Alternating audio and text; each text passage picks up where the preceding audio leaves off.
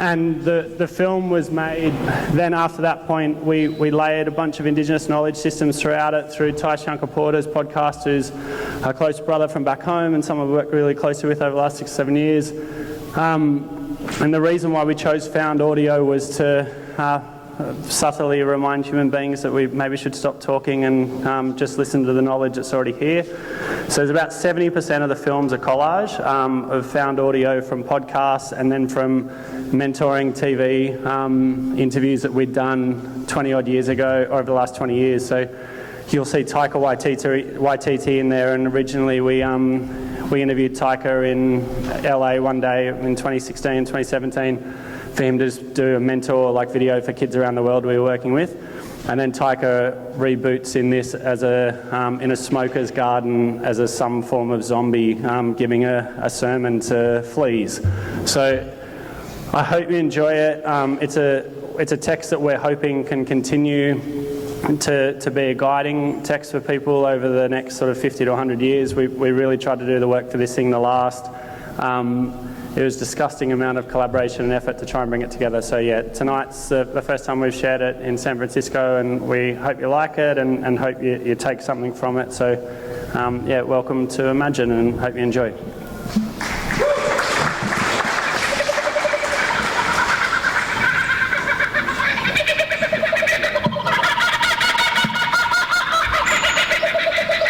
Film is doing its best collaboratively to test all of us. There is a version of this film that you can hear all of it beautifully and the whole world. So tonight, I really thank you for making the effort to stay in it and to stay in the story, even though there's distortion and it's coming from your left and blah, blah, blah. And the really amazing part about whatever this torture project is it's not finished, and it hasn't been finished, and so I'm thankful for the generosity to have a space where you can come and you can share something which is not necessarily in a full cinema world and doesn't have the best audio and doesn't play in the best playground, but you can get a sense of what we're reaching. So good, though. It's so good. So good. Let's do a standing ovation. Sorry. Jack, come here. Come here. We're gonna walk you through the crowd. We're gonna go around the room. We're gonna do like a standing ovation. But it's not about Jack. It's about you guys. Come on. Get over here. Madame. What's your name?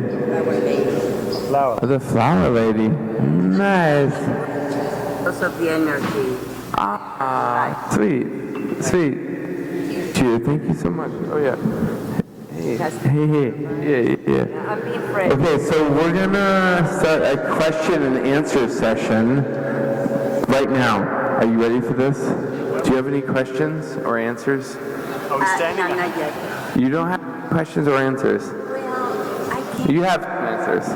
I came in the middle of the movie, so what I saw, the part that impacted me is when the little person, goes and stops the war, and there is something that right now, it is a horrific story and challenging world that we are living, and to see thousands of children being starved to death in Palestine, and now all these wars, it's just insane. I can't believe that we humans can get to that point. And if it was like a little magic thing, and it would be like her saying, stop.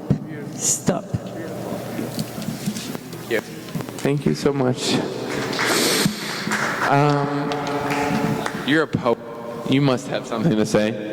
The only words I had, and I told Jack, I said it was incredibly profound. That's the best I can describe it. Come on. That's the best. You're a poet. We saw you do your thing. I can't add anything to that. Yeah. That's good. That's very good. What would you like to say? Thank you for creating something like this. I really loved, I also came in halfway through the movie. I'm glad I caught some of it. I loved the integration of the yarns and the storytelling. it felt real and raw, and really helped me drop in. And Totally. Well put. What's your name? Elena. Good to meet you too. Stephanie, don't run away. I'm going to chase everybody around with a microphone. Ladies and gentlemen, this is a famous photographer, Stephanie. I'm really excited to see it because I didn't see it just now, but I know that it's playing a few times here. Yeah. So for anybody who didn't get to see it or you want to share it with somebody, it's playing the next 2 days as well. Right? Oh my gosh, now people are clamoring for the microphone. Yeah, Claire, what do you have to say for yourself? Clairvoyant? No, I'm Claudia. Thank you. I thought it was beautiful. I thought the art was just gorgeous. The characters, the wisdom, so much wisdom was exchanged. And I didn't think that she should go home, so I thought she just kept going. Totally. Thank you, Claire. Saskia, what do you have to say for yourself? I just absolutely love it that this was created by 400 people. It's the collective that brings this creativity together, and the story and what impact that will have had and still has on the people that have participated in it is just absolutely incredible. And for somebody, for Jack and the team to take this on, to do that, I mean, it's incredible. So yeah, I absolutely adore it, and I love the dog especially. Thank you, Saskia. Aaron, how about we talk to Aaron about his feelings?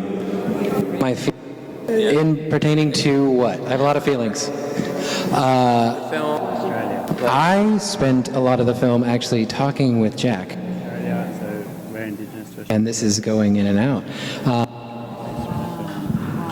AIM and all of the just world of connections that's occurring and the mycelial network that's been building for years and years and years. And it... Thank you, Aaron. Young man, what's your name? Rajkumar. I'm a dinosaur. I've been here since '68. Do you have reactions to the film? Well, I just walked. No? Yeah? Well, what do you think? I like what they are doing. Take the mic. Yeah. Well, I'm just excited to be here. Yeah. Because it's like indigenous knowledge, how you become indigenous knowledge into AI. So that'll be a good project for me. Yeah. Keep going. Just here. Yeah, I think we need to bring in indigenous knowledge from Australia, India, Brazil, and also United States, Berkeley, all the other campuses, and enhance our AI experience, grow up what we're doing. This is a great place in San Francisco to do that. It has a history. Yadi did a wonderful job. He lived 100 years. The poets, Ginsberg, you name it. Well, thank you. Yeah. Thank you for that. That's a beautiful name check, sir. Gina, would you like to say something? Ginsberg, this is the Ginsberg of our day, right here. I thought it was beautiful, and I loved how it flowed, and it also, it didn't take itself that seriously. Like, I was afraid it might be preachy, but it wasn't preachy. It was like really flowy and psychedelic and beautiful and dreamy. And I really have a question for Jack. I want Jack to tell us about how he put it together and how he worked with so many kids. Oh my gosh, I forgot about Jack. You know what, guys? Jack, we have a filmmaker here. Andres, come here. Andres, are you going to interview Jack for us, please? Thanks, Jesse. Everyone, thank you for being here. This production, I don't know how to begin to tell you all how this goes against the way films are made today. so much of what we watch on TV, Netflix, and so forth, been through so many filters. This film defies, to me, defies all the rules of Hollywood. It's over 400 people, thing, but to actually have this collective come through and to keep faith throughout the production, it speaks to the type of media we need more of in this world. And I am so proud that in many ways that we could be here in this space and to premiere this here in this country when we need this more than anything. So Jack, from the bottom of my heart, I'm so glad we could start it. And this is just the beginning. and there's some flowers. But let's get into that. Yeah, let's get behind this. So my understanding is this came to be during the pandemic. Yeah, so we in the pandemic, when things stopped, we spun up a YouTube show with like 200 people, and then we had the fear of like the YouTube algorithm in the first like few months being like, oh shit, to be successful or to keep people relevant, we need to get 1 million followers. We need like 1 million people to be watching this stream. And over the first, like after about 3 months, we kind of had this realization that if we just have the conversation with whoever's here, with the people that are asking the questions, then that can be enough. That can deepen what happens from there. And so we're like, okay, what should we do? What should we imagine for the next 100 years? And we started asking big questions. And one of these kids said, we want to make a feature film that Hollywood can't own. And so we went away and we're like, okay, let's try and do that. And I remember the early ad of Google Docs was a really beautiful idea that you all just co-collaborate. All these names are in there and you're editing it and you're supporting each other, kind of like what Wikipedia does beautifully. And we then just put a live Google Doc up and left it open for 6 weeks, and then we had people write on this little TV show, and we had like the former Prime Minister at one of the sessions. It's still on YouTube. You got Malcolm Turnbull, who used to be Prime Minister of Australia, with Dalika Mandela's granddaughter, with 2 Indigenous kids, talking about whether the sea monster should go under the water or up into the sky, and having this debate, which is enough out of the world of abstraction. So we got that, and we got the story, and then the moment that we actually took it into, we'd never made a feature film before, so we asked what should we do, and someone said, you do a writer's room. So then we did the writer's room, and it killed the script. And then we waited for a year. We said to our board, oh, maybe we shouldn't do this film because we're trying to build this whole network, so maybe we should pull out of one of the projects. And the head of the Audit and Risk Committee said, I really believed in the dream that you sold, so you need to fill it through, which was good to get from Audit and Risk. And then we found YUNKAPORTA. He was sort of wrote in that process. And then Midnight Gospel I saw during the pandemic. So I was like, oh, maybe that's a model, because Midnight Gospel layers podcast audio through and then animates after that. So we're like, okay, maybe Kim's journey is meeting existing knowledge holders. And then a group from LA helped comb through all of TYSON's podcast stuff. And this guy, Nick Davis, who we met a lot of different people who, particularly from this country, who talk a good game but don't do anything. So we were like, we knew we were coming to New York, and we said to Nick, oh, just come over. And he flew over, paid for his own flight. We're like, okay, cool. Do you want to maybe go through this project? And so they did the archival work. And then about 10 of us picked out the best podcast episodes from TYSON's podcast and the guests to meet, including Carol Sanford and the other people in there, Fridtjof Capra, etc. And then we had the bedrock of the script. And then we met the people that made Midnight Gospel, and they said it'll cost you, it was like $4 million for every 6 minutes. It was stupid. And then there was a guy from Wagga back home, this like small country town, and a Maori guy who'd made this animation studio we bumped into, and they said, we think we can do it with Unreal Engine, and we can work with the intersection of these knowledges. And then over 18 months, we got the film done. We premiered it at Melbourne International Film Festival, and it sounded worse than that. And it's been I think the challenge of not going through the Hollywood wash is you're exposed. And the beautiful moment is getting a flower or getting a question and still having the love while you're exposed. And it's not perfect, and learning how to work through stories in that process. And And then we just premiered it on January 26th is like our Thanksgiving.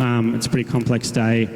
It's when the invasion happened in Australia. So we premiered this in Australia and we had 70 cinemas play it on January 26th, and it was a day for the country to start to imagine the future. And then we're hopeful that it's a text that can move, that you guys can take it and move it to different places, and we want to share it in the same way that it was built. And yeah, so that's the process. Visuals. How did you come up with the visuals? The visuals, we came up with the visuals from, like, some of the people were like, early on said, a claw should go in and grab Kim from the bedroom. So some of the early stuff was written.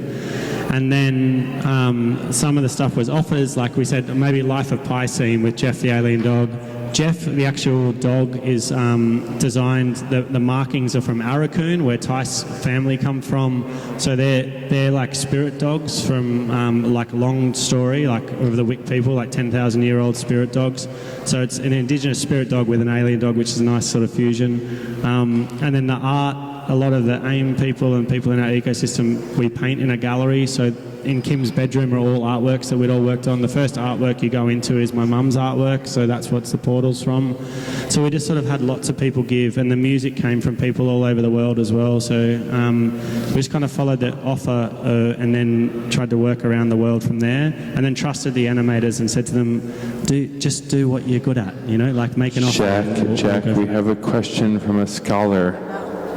Go on. So first of all, congratulations. I think you did a wonderful job Legendary scholar. of making a film that can speak both to young people and their parents and multiple audiences at the same time, and the sense of humor in it was really lovely. So I congratulate you on all of that. I have a question, though, about the visual aesthetic, which is, I was expecting to see more indigenous motifs foregrounded in the visuals, whereas the visual aesthetic seemed to be more like a cross between manga and Yellow Submarine, which could have been, you know. Ooh. Yeah, I think if you have the ability to define what indigenous motifs are, then let's go to the notebook together. And I think that's what Shelley and Jack, we're gonna connect you two. Well, we should be able to do whatever stories we want in whatever form we want if we're Aboriginal or if we're Indigenous or if we're from any background. There should be no limits to how we transmit knowledge. Mm-hmm. Never. And there's no limits to the way we dance, the way we sing, the way we move. So the limits of whatever the frame is, the essence of the process, that's the key for us. If the process wasn't done in the right way, then the story doesn't have its right spirit. But being able to then move it, and then we want to wake people up with this text. So part of what we want to try and move is open people's imagination to go, well, what is an indigenous motive? And at the moment, we trade on cultural artifacts, and we make indigenous people, we make us have to come in and say, well, here is how I make fire, and I'll give you $50 or $100 to do that. That's ours. That's not for trade. I don't know if you two have met before, but this is the mother of the Oracle of Ocean Beach. I know that. Yeah. You have a question? Yeah. Introduce yourself. Gavin, and one of the questions I just had was, it's very rare to see a long film made with a game engine. You mentioned Unreal, and I'm curious if there was any particular frustrations or also like benefits that you found in doing that. In working with Unreal, or that's right, yeah. I think because we had a lot of the work was done before with artists at the front end, so we had a good sense of what we wanted to work with Unreal Engine on. So it feels like the best place to work with that sort of animation tool is when you've got these really complex knowledges that have good guardrails, and then you've thought about what you're asking it and you're working with, and then you're not looking for generative work from the computer, or actually feeding it really healthy knowledge, and really healthy tools to then work with. And yeah, like all this stuff is hand sketched and animated, and then we work with Unreal to sort of bring it to life at the back end of the process. So that's how we sort of navigated it. And yeah, I think it, Jack, we've got another question right here. Sorry, Elle? Hello, hi, how are you? Good, thank you. How are you? I'm doing well. I come from indigenous cultures in West and Central Africa and Colombia. And I love the animation, and I wish I would have had something like this when I was a kid. And so my question to you is, do you plan to use indigenous musicians? And are you creating a pipeline for indigenous animators as well in the process of you creating and collaborating with a wider range of people? Yeah, so there's a bunch of different indigenous storytellers from around the world, musicians inside of the film. There's a few from the continent of Africa. We've been working there for 10 years, particularly through West Africa and East Africa as well. And the intention was to be able to have this developmental pipeline and have Imagi-nation Studios be a pathway that we can help provide that ecosystem talent for people that are coming through, and then to show, like, particularly there's sort of two goals for the film. One, that it can land in the start of the design queue for people and be like a really interesting design text. And then for the kids that were a part of it, including a number from the continent of Africa that helped write the story with us, to tell them and show them that their imagination matters. This is how seriously we've taken it, that we've turned it into a full-length feature film that now plays in all these different rooms around the world and hopefully lives on. So hopefully the animation lesson for them is that their imagination matters, and then they can do the work. They can see that it can be turned into form, and they follow that path afterwards. Nice, nice. Is that a wrap, another Jesse? question? No, another one right here. Hello, I'm Elena again. Hello. You mentioned earlier that you hope that you can wake people up with this movie. So what's your dream for this film? Let's say many people watch it. What would you dream would happen?